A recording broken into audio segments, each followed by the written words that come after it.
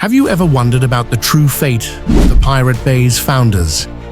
They were once at the center of a revolution, daring to challenge the powerful and question the established rules of the digital world. But where are they now? How did these bold figures, who stood up to governments and giant corporations, ultimately fare? Were they defeated, or did they find a way to continue their mission in the shadows? In this video, we'll uncover the untold story behind Fredrik Nye, Gottfrid Svartholm, and Peter Sunde, the men behind the Pirate Bay. Their journey is not just about file sharing or piracy, it's about freedom, power, and the price one must pay when taking on the giants of the world. Join us as we explore their rise, their battle with the legal system, and their lives today. In the early 2000s, the internet was a vastly different place. Social media platforms were still in their infancy, and online spaces for free information exchange were few and far between. It was during this time that the Pirate Bay was born. The site wasn't just a platform for sharing files, it was a rebellion against the status quo.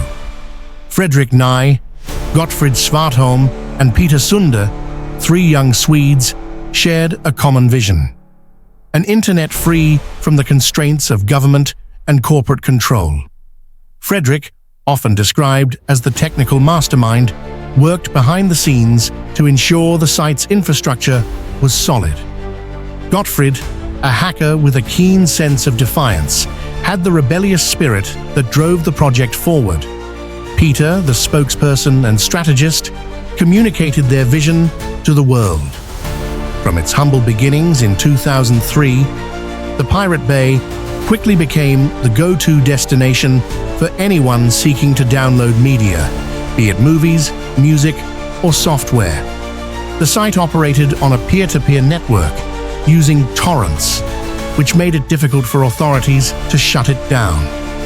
For the founders, this wasn't just about piracy, it was about freedom of information. But as the Pirate Bay's popularity soared, so did the scrutiny. Media corporations and copyright holders saw the site as a massive threat. Lawsuits and threats of legal action started piling up. The founders knew they were walking a dangerous path, but they believed they were fighting for a cause bigger than themselves. In 2006, a pivotal moment occurred. Swedish police raided the Pirate Bay's servers, seizing equipment and shutting the site down, temporarily. This raid wasn't just a domestic issue, it was the result of international pressure, particularly from Hollywood and major media conglomerates, who saw the Pirate Bay as the epitome of online piracy. But the founders, true to their defiant nature, didn't bow to the pressure. The site was back online within days, and their resistance only made them more iconic. What was meant to be a blow to the site turned into a PR victory for the founders, and the Pirate Bay's user base grew even larger. The raid and the subsequent media coverage made Fredrik, Gottfrid, and Peter household names in the tech and internet freedom communities. Their fight wasn't just about the right to share files anymore, it had become a battle against censorship and corporate control of the internet. Yet, as they became more famous, their legal troubles deepened. Lawsuits were filed in multiple countries, and the founders found themselves at the center of a legal maelstrom. But in the public eye, they were seen as underdogs taking on the Goliath of the entertainment industry. The question remained, how long could they keep this up? By 2008, the legal battle that had been brewing for years finally culminated in a highly publicized trial. The Pirate Bay founders were charged with assisting in copyright infringement. The prosecution argued that the Pirate Bay was responsible for billions of dollars in lost revenue for the entertainment industry. The founders, however, maintained their innocence, arguing that they were merely providing a platform and that they couldn't be held responsible for how users chose to use it. The trial was more than just a legal proceeding. It was a cultural event. Supporters of the Pirate Bay saw it as a fight for the future of the internet, while detractors viewed it as a necessary step to protect intellectual property rights. The courtroom drama unfolded with both sides presenting their cases. Frederick, Gottfried, and Peter defended their vision of a free and open internet, while the prosecution hammered away at the financial damage caused by the site. Throughout the trial, the founders maintained their characteristic defiance, never backing down from their stance. In 2009, the verdict was announced. The Pirate Bay founders were found guilty.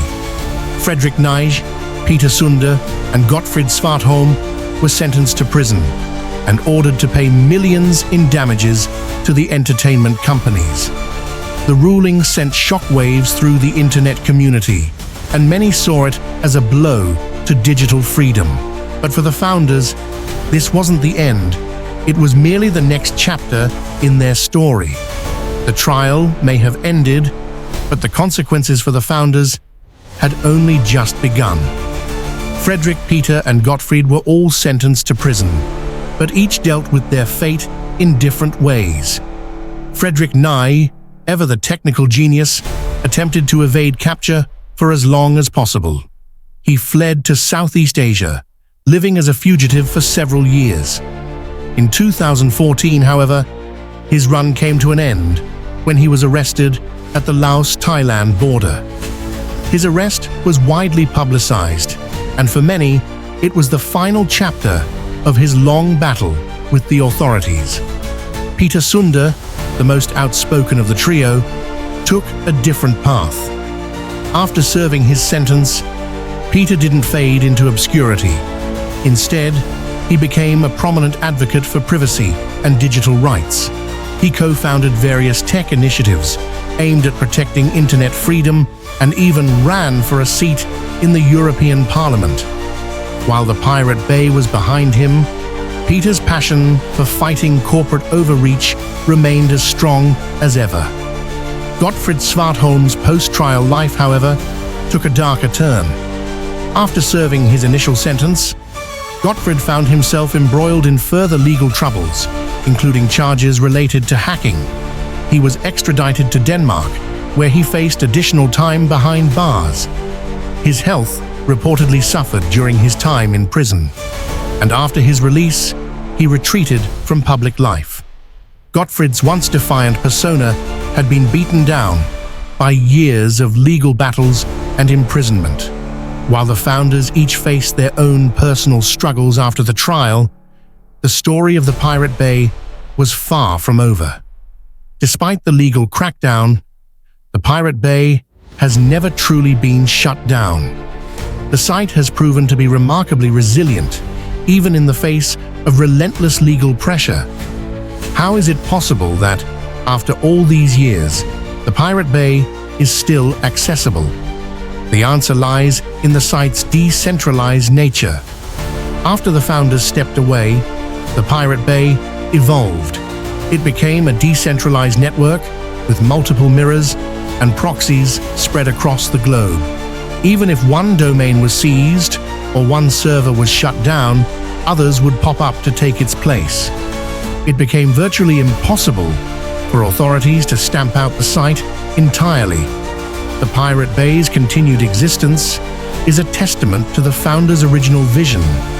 Even though they are no longer involved in the day-to-day operations, their creation has become a symbol of resistance against censorship and corporate control. The site's logo, a pirate ship sailing defiantly across the digital seas, remains an icon of the internet's rebellious spirit. But the Pirate Bay's legacy is not without controversy. Many creators, filmmakers, and musicians argue that the site has caused irreparable harm to their industries, enabling the mass distribution of their work without compensation. The entertainment industry claims to have lost billions due to piracy facilitated by sites like the Pirate Bay. On the other hand, supporters argue that the Pirate Bay has democratized access to information and entertainment, allowing people in developing countries or those without financial means to enjoy content that would otherwise be out of reach. For better or worse, the Pirate Bay has changed the way we think about content ownership and distribution in the digital age. As we look back at the story of the Pirate Bay's founders, one question remains: were they heroes or villains? It's a question that doesn't have a simple answer. To their supporters, Frederick, Gottfried, and Peter were digital freedom fighters. They stood up to powerful corporations and governments, refusing to bow to pressure and censorship. They believed in an internet where information could flow freely, and they were willing to risk their freedom for that belief. But to their critics, the founders were criminals. They built a platform that enabled mass piracy, causing significant financial harm to the entertainment industry. Their actions, some argue, devalued the work of countless creators, contributing to a culture where content is seen as free and disposable. The truth likely lies somewhere in between. The Pirate Bay founders were complex figures, motivated by a mix of idealism, rebellion, and perhaps a bit of hubris. Their story raises important questions about the future of the internet, the balance between freedom and regulation, and the rights of creators in the digital age.